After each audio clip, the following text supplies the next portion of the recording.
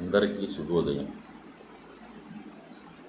ప్రాతకాలంలో మంచి విషయాలు తెలుసుకోవాలని, వాటి ద్వారా ప్రతినిత్యం ఎంతో కొంత నిజ జీవితానికి మేలు కలగాలని కోరుకుంటున్నాను. ఎందుకంటే జీవితం అనేది సాగిపోతూ ఉంటుంది. మనం కాదన్నా అవునన్నా నిరంతరము కాల ప్రవాహంలో మనం అందరం కొట్టుకొని పోతూ ఉంటాం. కానీ కాల ప్రవాహంలో కొట్టుకోపోతున్నప్పుడు ఎదురైనటువంటి కష్టసుఖాలు కూడా ఉంటాయి. అందులో సుఖము ఉంటుంది, కష్టము ఉంటుంది.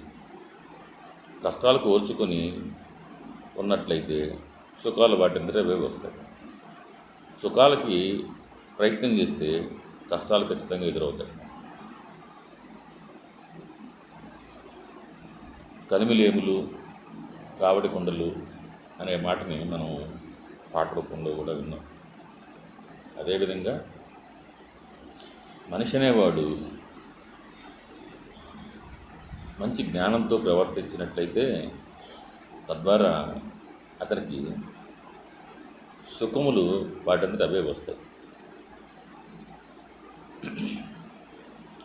కానీ అప్పుడప్పుడు మంచి మాటలు వినడానికి మన మన భాష సంపదలో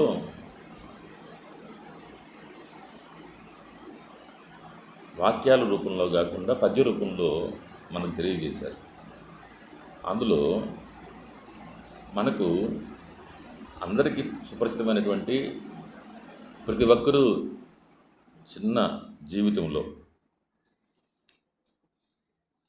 మనకి చిన్న జీవితంలో చిన్నప్పుడు తెలుగు పాఠ్యాంశంలో బోధిస్తున్నటువంటి రోజుల్లో శతకాలు మనకు చెప్పేవాళ్ళు. అందులో విశేషమైన అర్థాలు చిన్నప్పుడే తెలిసి ఉండడం వలన మనం పెరిగి పెద్దవారై వాటిలోని భావాలను అర్థం చేసుకొని జీవితాన్ని గడిపినట్లయితే అవి చాలా సంతోషదాయకంగా ఉంటుంది. సుఖదుఖాలు ఉన్నప్పటికీ కూడా అన్నిటికన్నా మించినది ఆనందం. ఆనందించలేని వాడు దుఃఖాలను ఖచ్చితంగా అనుభవిస్తాడు. సుఖాలను అనుభవిస్తాడే కానీ ఆనందాన్ని అనుభవించలేడు. జీవన సౌందర్యం ఏమిటంటే ఆనందో బ్రహ్మ. ఆనందం లేకపోతే ఆ జీవితం ఏమవుతుందంటే నిరాశ నిస్పృహలు వచ్చినప్పుడు మానసిక దౌర్బల్యం ఏర్పడుతుంది. ఆ దౌర్బల్యం నుంచి బయటపడాలంటే మనిషి ఎల్లప్పుడూ ఆశావహ దృక్పథంతో ఉండాలి. ఆశావహ దృక్పథం ఉన్నవాడు ఆనందపడతాడు ఖచ్చితంగా. ఏమిటి ఆశ అనేది మీరు అనొచ్చు. ఆశ అనేది నిత్య జీవితంలో మనకు కావాల్సినవి ఎంతవరకు ఉన్నాయి, మనం ఎంతవరకు చేయగలుగుతున్నాము, ఎంతవరకు మనం నెరవేర్చగలుగుతున్నాము, దాని ఫలితం ఏమిటి, ఇవన్నీ కూడా పరిశీలన చేస్తూ ఉంటాం. ఈ పరిశీలనలో మనకు తెలిసేది ఏమిటంటే మంచి విషయాలను అర్థం చేసుకోవడానికి సమయం ఉంటుంది. ఈ రోజున యూట్యూబ్ ఛానల్స్ వచ్చిన తర్వాత మీకు రకరకాలైనటువంటి థంబ్నెయిల్స్ తోటి, అంటే రకరకాలైనటువంటి థంబ్నెయిల్స్ తోటి మిమ్మల్ని ఆకర్షించేదానికి ప్రయత్నం చేస్తారు. అందులో నిజం ఉండొచ్చు, కొంత ఎగ్జాగరేషన్ అంటే ఎక్కువగా చెప్పి ఉండొచ్చు ఉన్నదానికంటే, కానీ వాస్తవ జీవితానికి ప్రతిబింబించవు. ఎందుకంటే ఉదాహరణకి ఒక చిన్న విషయాన్ని నేను ప్రస్తావిస్తాను. ఏమిటంటే వంటలు మనం చేసేటప్పుడు పూర్వంలో పెద్దవాళ్ళందరూ పక్కన కూర్చోబెట్టుకొని ఇలా చేస్తే బాగుంటుంది, అలా చేస్తే బాగుంటుంది అనేటువంటి చెప్పేవారు. ఇప్పుడు కుటుంబాలన్నీ కూడా చిన్నవైపోయాయి. అందువలన వారికి అవసరమైనటువంటి ఆ యొక్క మెలకువలు నేర్పు లేనందువలన ఈ యొక్క యూట్యూబ్లో, అంటే ఇప్పుడున్నటువంటి యూట్యూబ్లో వంటకు సంబంధించినటువంటి వాటిలన్నిటిని కూడా చెప్తున్నారు. అందులో మనం నేర్చుకుంటున్నాము, చేసుకుంటున్నాము. చెప్పినంత మాత్రాన ఆ వంట పూర్తవదు. మనం ప్రయత్నం చేయాలి, అందులో మనం సఫలీకృతం కావాలి. అంటే దీన్ని బట్టి ఏమిటి, ఉపన్యాసాలు చెప్తూ ఉంటారు, పుస్తకాలు చదువుతూ ఉంటారు, కానీ విశేషమైన జ్ఞానాన్ని తీసుకోకుండా ఏదో విన్నాములే, ఏదో చూసాములే అని అనుకునేటువంటి భావన చాలామందిలో ఉంటుంది. అది తప్పు. అందులో విశేషమైనటువంటి జ్ఞానాన్ని తెలుసుకుని ద్వారా ఆచరణలో పెడితే మీరు చెప్పినటువంటి ఆనందం ఖచ్చితంగా వస్తుంది, రాకుండా పోదు. ప్రయత్నం చేయండి, ప్రయత్నం చేయకుండా ఏది జరగదు. కానీ నాగరిక జీవితము అంటే మహానగరాలు, గ్రామీణ ప్రాంతాలు, వీటిని నేను పోల్చినట్లయితే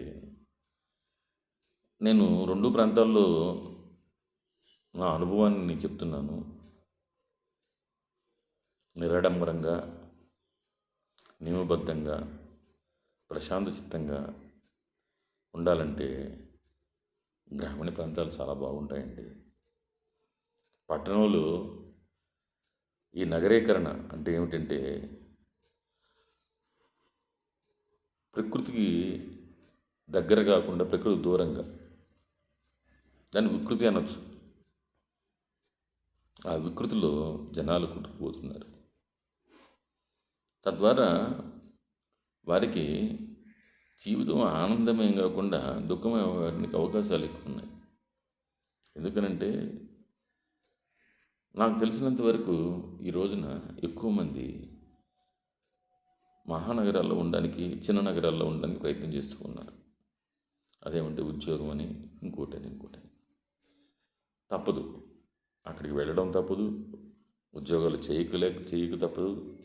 అక్కడ ఉపాధి దొరుకుతున్నది కాబట్టి ఉపాధి కోసం వెళుతున్నారు. కానీ వారిలో నిజమైన సంతోషం లేదనిపిస్తూ ఉంది. నేను నా దగ్గరుండి పరిశీలనలో సరే ఏం చేద్దాం, దీని పరిష్కార మార్గం అంటే ఉన్న దానిలోనే ఆనందపడ్డం తప్ప దీనికి పరిష్కార మార్గం అంటూ లేదు. నగరాలకి వలస వెళ్తున్నారంటే ఉద్యోగం కోసమే వెళ్తున్నారు. వీరితో పాటు ఆ పిల్లల తల్లిదండ్రులు కూడా వెళ్ళిపోతున్నారు. కొద్దిమంది ఇష్టం లేక వారు ఉన్నటువంటి ప్రాంతంలోనే ఉంటూ పిల్లలు ఎక్కడ దూరంగా ఉన్నా కూడా ఎటువంటి బాధ లేకుండా ఆనందంగా ఉన్నారు. నేను చెప్పొచ్చేది ఏమిటంటే కొన్నింటిని మనము అన్నిటికీ సిద్ధపడలేము. సిద్ధపడిన వాడు మటుకు ఆనందపడతాడు.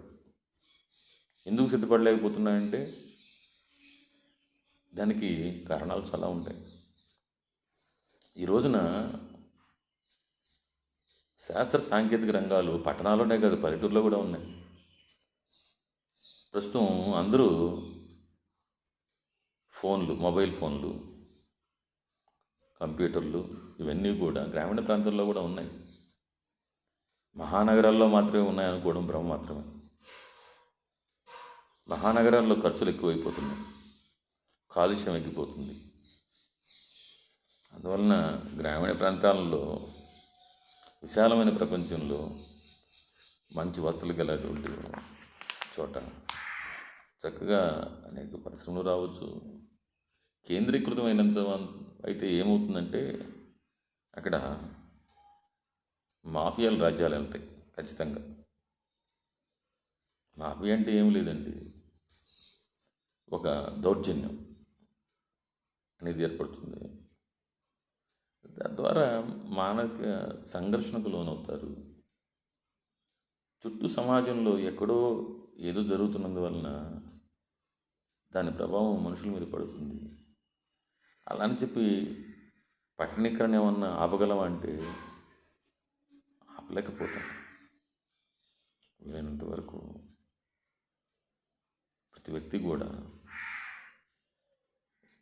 అనేక రంగాలు పట్టణాలతో ముడిపడిపోయి ఉన్నాయి, కానీ పట్టణాలు లేకుండా ముడిపడడం లేదు. ఇది సంక్లిష్టమైనటువంటి సమస్య. దీనికి ప్రత్యామ్నాయంగా ఆలోచించడానికి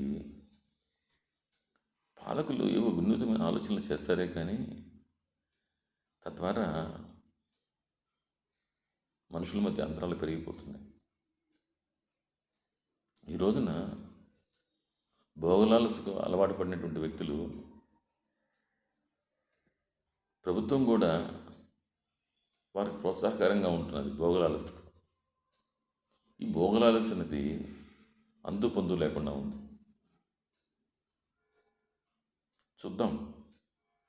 మీకు మంచి విషయాలు మరలా ఇంకో వీడియోలో చెప్తాను.